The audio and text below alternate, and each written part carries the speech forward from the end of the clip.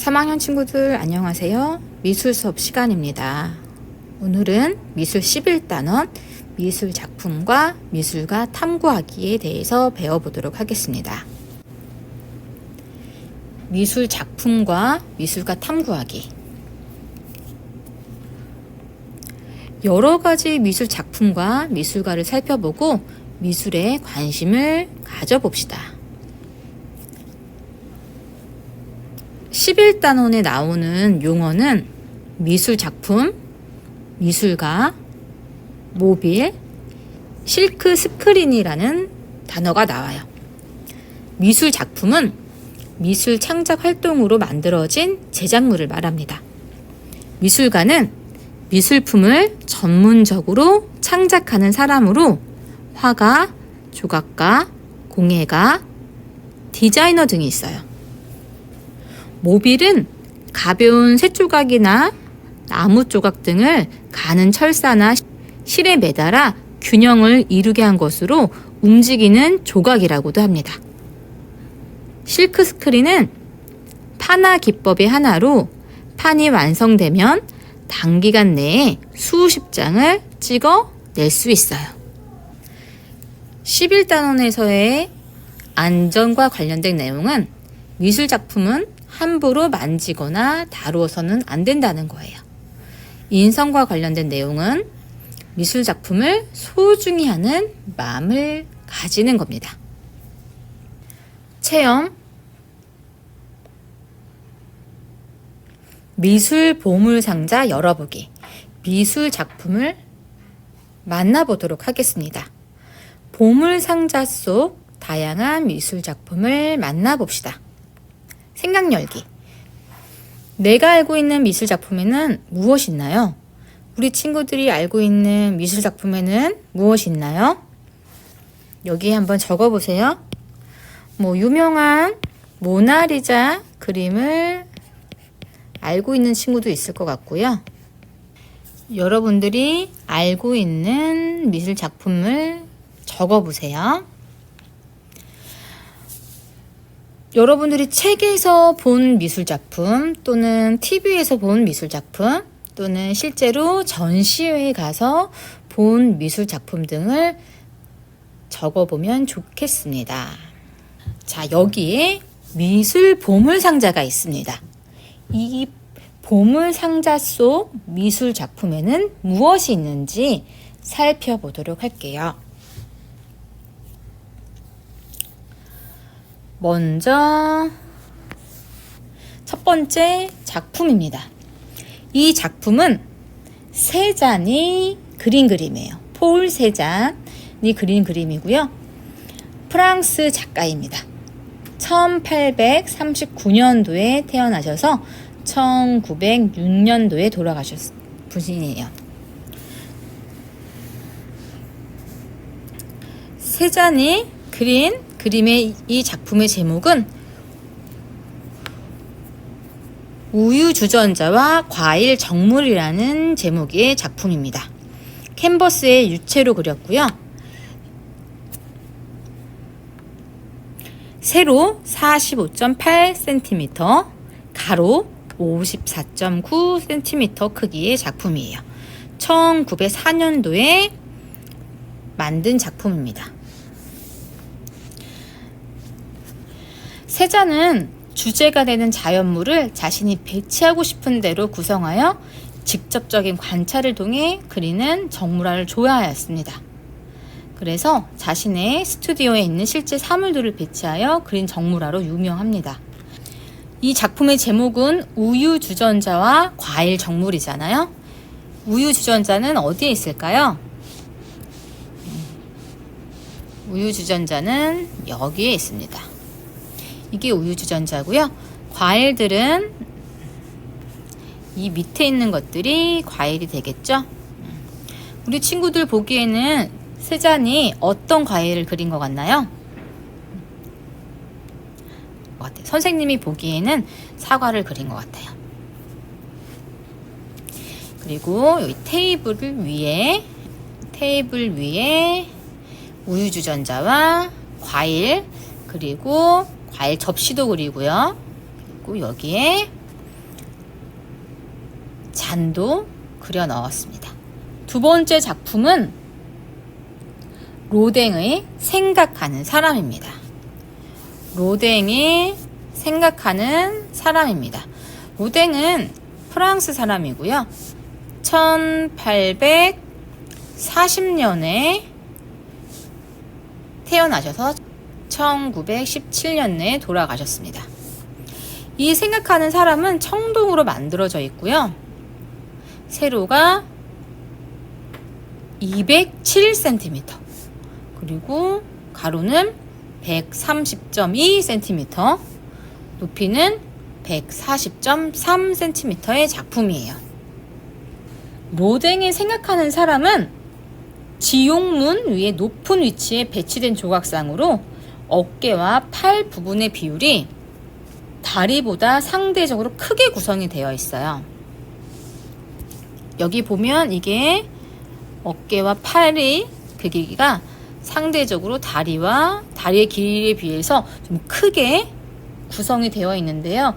이것은 이 작품이 높은 곳에 설치되어 되어 있습니다. 그래서 낮은 곳에서 올려다보는 작품이라서 낮은 곳에서 올려다보는 관람자의 시선을 의식한 것이라고 합니다. 세 번째 작품은 최정화 작가의 꽃나무라는 작품입니다. 최정화 작가는 한국 사람이고요. 1961년도에 태어나시고 아직까지 살아계십니다. 작품 제목은 꽃나무고요. 작품 재료는 혼합 재료예요. 혼합 재료라는 말은 다양한 재료를 섞어서 사용했다라는 겁니다. 세로 400cm, 가로 400cm, 그리고 높이는 550cm예요. 4m, 4m, 5m, 50cm의 아주 큰 작품이에요. 이 작품은 2013년도에 만들었고요. 프랑스 리옹에 있습니다. 우리나라 작가인데 작품은 프랑스에 있어요. 자, 엄청 큰 작품이죠. 여기 높이가, 여기서부터 이 땅에 있는 높이가 5m 50cm예요. 엄청 큰 작품입니다. 다양한 혼합 재료가 쓰였다고 했는데 뭐 플라스틱도 들어가고 다양한 산업용품들을 사용해서 만들었다고 합니다.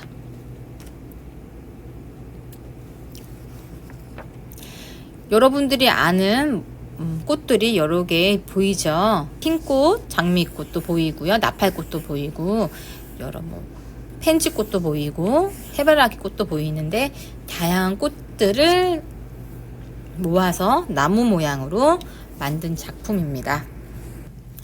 네 번째 작품입니다. 이 네 번째 작품은 피카소의 작품입니다. 네 번째 작품은 피카소 작품으로, 피카소는 에스파냐 사람이에요. 1881년도에 태어나서 1913년도에 돌아가신 분이세요. 이 작품의 제목은 황소의 머리예요. 작품 재료는 자전거 안장이에요. 여러분들 자전거 탈 때 앉는 부분 있죠? 그 앉는 부분이 안장인데 자전거 안장과 손잡이를 이용해서 황소의 머리를 만드셨습니다. 크기는 세로 15cm, 가로가 42cm, 높이가 41cm의 작품입니다. 자, 이게 황소의 머리 작품인데요. 여기 이 부분이 이제 우리가 엉덩이로 앉는 부분이 되겠죠. 그리고 이 부분이 손잡이가 되는 거예요. 자전거의 안장과 손잡이를 이용해서 황소의 머리를 연상을 한 겁니다. 그래서 만든 작품이에요. 이 작품에서 사용하는 재료는 일상생활에서 쉽게 발견할 수 있습니다. 이 재료들이 자전거에 붙어 있을 때는 자전거의 부속 기능을 담당하지만 피카소가 안장과 손잡이를 떼어 결합하자 황소의 머리를 떠올리게 한 작품으로 변신했습니다. 이처럼 어떤 물체가 원래 기능을 잃고 조형적인 특성을 띠게 될 때 이를 오브제라고 말을 하는데요. 관람객들은 자전거의 안장이나 손잡이를 보면서 작가가 창조한 예술 작품인 황소머리를 떠올리게 되는 경험을 하게 되는 거죠. 다음은 너무나도 유명한 작품입니다. 레오나르도 다빈치의 모나리자라는 작품이에요. 레오나르도 다빈치는 이탈리아 사람입니다. 1452년도에 태어나셔서 1519년도에 돌아가신 분이에요. 작품 제목은 모나리자고요. 이 작품은 패널에 유체로 그린 작품입니다. 세로가 77cm, 가로가 53cm예요. 그리고 이 작품은 1503년부터 1506년까지 그리신 작품이에요. 이 작품을 3, 4년 정도 심혈을 기울여서 그린 작품이 되겠죠. 모나리자 작품을 조금 더 살펴보도록 하겠습니다. 이 모나리자는 피렌체라는 지역의 상인인 조콘다의 부인일 뿐 그다지 중요한 인물은 아니라고 합니다. 그런데 이 초상화는 여러 면에서 르네상스 시대의 회화의 기준을 정립한 작품으로 굉장히 유명한 그림이에요. 그림을 보면 모나리자의 손을 보면요. 네, 이게 모나리자의 손인데요. 모나리자의 손을 보면 레오나르도 다빈치가 해부학에 대한 지식을 정확하게 갖추고 있었다는 것을 알 수가 있대요. 굉장히 정교하게 손의 모양을 아주 잘 그린 그림이라고 할 수 있습니다. 모나리자 그림을 살펴보았습니다. 이 작품은 분청사기 철화 어문 장군이에요. 누가 만들었는지 알 수 없고요. 점토로 만들었고 높이는 17.2cm입니다. 그리고 이 작품은 조선시대에 만들어진 작품이에요. 이 작품의 제목이 분청사기 철화 어문 장군이죠. 표면에 검은색으로 그림이 그려져 있는 부분이 있는데 이 부분이 안료로 그려진 작품이라고 해서 철화라는 이름이 붙었고요. 어문은 여기 가운데 있는 그림이 물고기를 그림을 그렸잖아요. 그래서 물고기 그림을 그렸다 해서 어문이라는 이름이 들어갔습니다. 장군은 군의 우두머리를 말하는 건 아니고요. 물이나 술 또는 간장 따위 액체를 담아서 옮길 때 쓰는 그릇이라고 해요. 여기 윗부분에 구멍이 있거든요. 여기로 이제 액체를 넣어서 사용하던 그릇을 말합니다. 지금까지 6개의 작품을 살펴보았는데요. 이 중 마음에 드는 것을 3가지 골라 그 이유를 배운 공책에 적어보세요. 작품 3개의 이름과 이유 배운 공책에 적어보도록 하겠습니다. 두 번째 활동은 여러분들 미술책 뒤에 있는 활동지 81쪽이 필요합니다. 81쪽을 준비해 주세요. 교과서 81쪽을 보면 활동지 3 작품 카드 분류 게임이라고 나옵니다. 준비물은 가위인데요. 여러분들 가위 사용할 때 손 다치지 않도록 조심해서 카드를 잘라주세요. 이렇게 생긴 선은 자르는 선인데요. 이 네모 카드를 자르는 겁니다. 그러면 총 9가지의 카드가 나옵니다. 각각의 카드를 한번 살펴보도록 하겠습니다. 이 카드는 최정아 작가의 꽃나무라는 작품이죠. 그리고 이 작품은 폴 세잔의 우유주전자와 과일 정물이라는 작품입니다. 이 작품은 분청사기 철화 어문 장군이죠. 작가는 알 수가 없습니다. 자, 이 작품은 우리가 보지 못했던 작품이에요. 여러분 카드 뒷면을 보면은 소개가 나오는데요. 우리나라 작가님 장옥진 작가님이 그리신 작품입니다. 제목은 가로수고요. 캔버스에 유체로 그린 작품이에요. 세로가 30cm, 가로가 40cm인 작품이고요. 이 작품은 1978년도에 그리신 작품입니다. 잘 보면 여기 나무가 4그루가 있고요. 여기 나무예요. 나무가 4그루가 있고 밑에 사람들이 보이고요.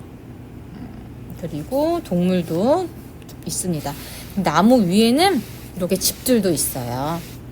위에는 햇님도 있습니다. 이런 작품이고, 이 작품은 피카소의 황소머리라는 작품이죠.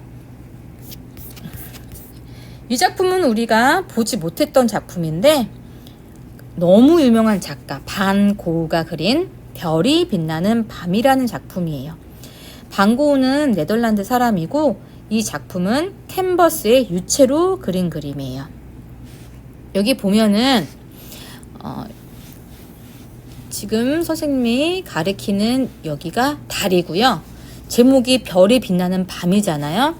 여기 이게 별이에요. 노란색 부분들이 다 별입니다.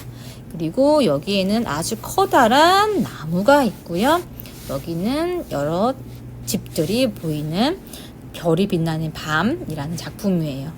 여러분들 중에서도 이 작품을 본 친구들이 있을 것 같아요. 너무 유명한 작품이거든요. 자, 그 다음은 우리가 조금 전에 공부했던 레오나르도 다빈치의 모나리자라는 작품입니다. 그리고 이것은 로댕의 생각하는 사람이에요. 이 작품도 새로운 작품인데요. 칸딘스키라는 러시아 작가가 그린 작품이에요. 칸딘스키는 러시아에서 태어났지만 나중에 프랑스로 건너가서 작품 활동을 많이 하셨어요. 이 그림은 종이에 수채화, 구아슈, 크레용으로 그린 그림이에요. 이 작품의 제목은 동심원에 있는 사각형들이라는 작품이에요. 우리 친구들 보면 여기 이게 네모 모양의 사각형들이 보이죠? 이 사각형 안에 동심원, 원들을 다양한 원들을 그려 넣었어요. 자, 이런 것도 이런 미술 작품도 있습니다. 자, 이렇게 해서 교과서에 나와 있는 9장의 카드를 살펴봤는데요. 이 작품을 우리는 분류해 볼 거예요. 분류 기준은 여러 가지로 나눌 수 있는데요. 여러분들이 생각하는 방법으로 분류를 해서 배운 공책에 붙이면 돼요. 여기 보면은 분류 기준에 예가 있죠. 우리나라 작가의 작품이냐, 우리나라의 작가의 작품, 그리고 우리나라 작가가 아닌 작품으로 나눠서 분류할 수도 있고요. 사람을 표현한 작품, 사람이 표현되지 않은 작품으로 분류할 수 있고, 우리 과학 시간에 분류 배웠었죠. 그걸 활용해서 미술 카드를 분류하는 거예요. 동물이 있는 작품, 동물이 없는 작품, 또는 식물이 있는 작품, 식물이 없는 작품, 이렇게 나누면 되겠죠. 또는 여러분들이 작품 기준을 만들어서 할 수도 있습니다. 배움 공책의 이번에는 미술 작품 카드 분류하기를 해보도록 할 거예요. 여기 나와 있지 않은 분류 기준으로는 입체 작품이냐 또는 평면 작품이냐 이렇게 분류할 수도 있을 것 같아요. 또는 그리기 작품이냐 만들기 작품이냐 이렇게 분류할 수도 있을 것 같고요. 우리 친구들이 한번 분류를 해보고요. 선생님이 예를 한번 들어볼게요.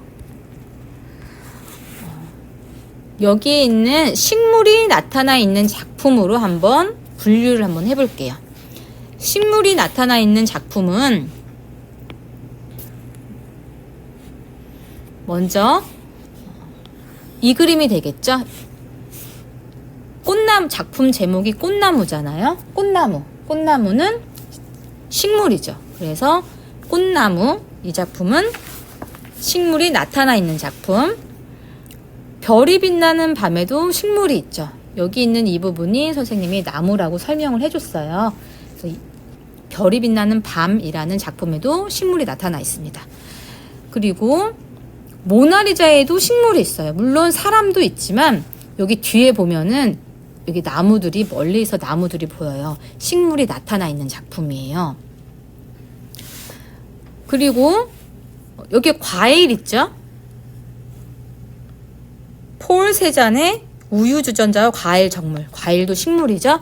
그래서 이 작품도 식물이 나타나 있는 작품이에요. 피카소의 황소의 머리는 식물이 없는 작품입니다. 그리고 로댕의 생각하는 사람을 식물이 나타나 있는 작품이라고 생각하는 친구들이 있어요. 왜 그러냐면 여기 뒤에 나무가 있잖아요. 이 나무는 작품이 아니고요.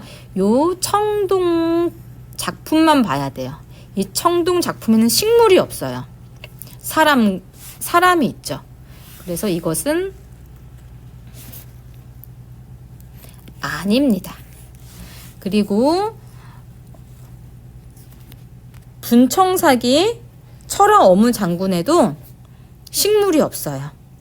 그래서 이것도 물고기 그림이 있기 때문에 이것도 X고요. 장옥진 작가의 가로수는 식물이 있죠. 선생님이 이 부분이 나무라고 했어요. 나무는 식물이죠.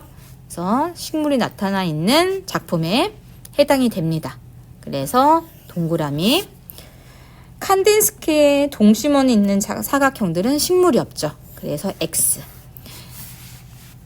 분류할 때 식물이 나타나 있는 작품에는 동그라미 한 부분을 붙이고요. 식물이 나타나 있지 않은 작품에는 X 카드를 붙이면 될 거예요.